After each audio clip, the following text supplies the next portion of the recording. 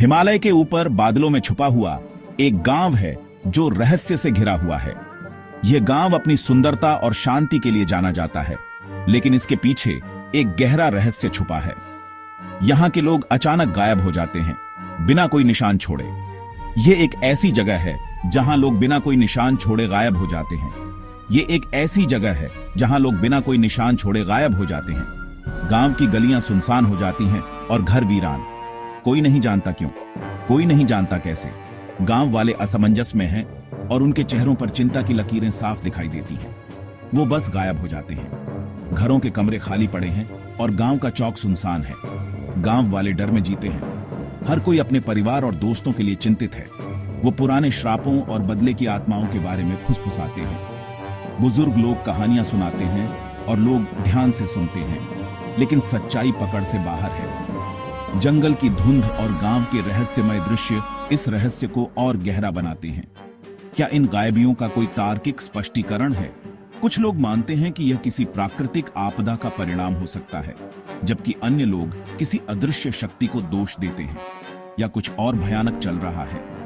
रात के अंधेरे में गांव और भी डरावना हो जाता है और जंगल में चलती परछाइयां इस रहस्य को और भी भयानक बना देती हैं। कहानियां जो इस गांव की हवाओं में गूंजती हैं, पीढ़ियों से चली आ रही हैं। ये कहानियां सिर्फ मनोरंजन के लिए नहीं, बल्कि गांव की संस्कृति और इतिहास का हिस्सा है। हर कहानी पिछले से ज्यादा डरावनी है।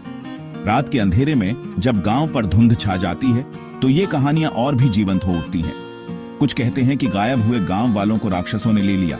ये राक्षस जो पहाड़ों में रहते हैं, गांव वालों को अपने साथ ले जाते हैं। दूसरे इसे एक अजीब रहस्यमयी धुंध का दोष देते हैं जो गांव पर उतरती है। इस धुंध में छिपे रहस्य और भी गहरे हैं। बुजुर्ग एक प्राचीन कथा सुनाते हैं। यह कथा गांव की सबसे पुरानी और सबसे रहस्यमयी कहानियों में से एक है। वे कहते हैं कि एक शक्तिशाली जादूगर कभी पहाड़ों में रहता था। उसकी शक्तियां इतनी प्रबल थीं कि वह मौसम को भी बदल सकता था। उसे गांव वालों ने धोखा दिया और गुस्से में उसने जमीन को श्राप दे दिया। इस श्राप के कारण गांव में अजीब घटनाएं होने लगी। क्या यह श्राप गायबियों के लिए जिम्मेदार है, या फिर यह सिर्फ एक कहानी है जो पीढ़ियों से चली आ रही है, या यह बच्चों को डराने के लिए सिर्फ एक कहानी है? शायद सच्चाई कभी सामने ना आ सके, लेकिन ये कहानियां हमेशा जीवित रहेंगी। गांव अपने आप में एक भूतिया सुंदरता की जगह है। पत्थर के घर पहाड़ों से चिपके हुए हैं। प्रार्थना के झंडे हवा में लहराते हैं, लेकिन सतह के नीचे डर की एक धारा बहती है। मेरा दादा कई साल पहले गायब हो गया था, एक बूढ़ी औरत कहती है। उसकी आवाज कांप रही है। वो एक शाम खेतों से घर जा रहा था और फिर कभी नहीं दिखा। उसकी बातें हवा में लटकी रहती हैं, अनकहे डर से भारी।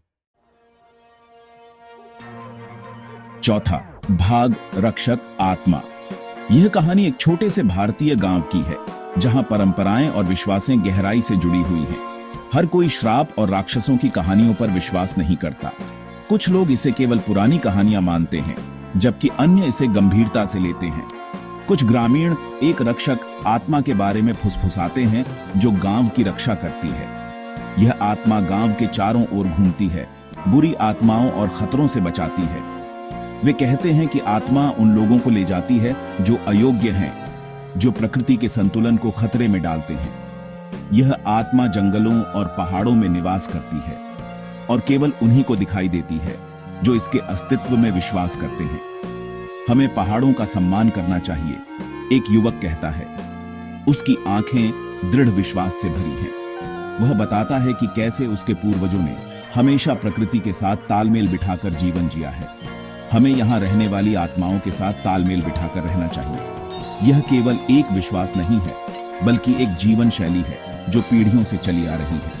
लेकिन क्या यह गांव वालों को सुरक्षित रखने के लिए काफी है? क्या रक्षक आत्मा वास्तव में उनकी रक्षा कर सकती है, या यह केवल एक मिथक है? यह सवाल आज भी गांव वालों के मन में गूंजता है। पांचवां भाग, रहस्य बना हुआ है। आज भी गायबियां जारी हैं। सच्चाई मायावी बनी हुई है। पहाड़ों की धुंध और परछाइयों में कहीं छिपी हुई है। क्या यह कोई श्राप है, कोई आत्मा, या कुछ और ही? हिमालय का गांव रहस्य की जगह बना हुआ है। एक ऐसी जगह जहां मिथक और वास्तविकता के बीच की रेखा धुंधली हो जाती है। एक ऐसी जगह जहां लोग गायब हो जाते हैं केवल सवाल, फुसफुसाहट और डर छोड़ जाते हैं।